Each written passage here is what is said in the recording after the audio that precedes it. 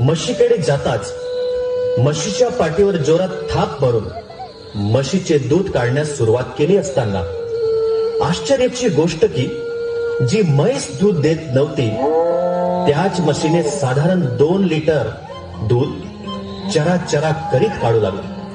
मार्गातील सेवक नवरगावचे सरपंच श्री वाघमारे गवळ्याजवळ गेले असता भांडे पूर्णपणे दुधाने भरलेले होते.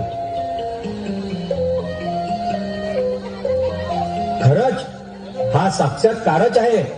ही म्हस दूध देत नव्हती आणि याच म्हशीने एक थाप मारताच भांडभर दूध दिलं.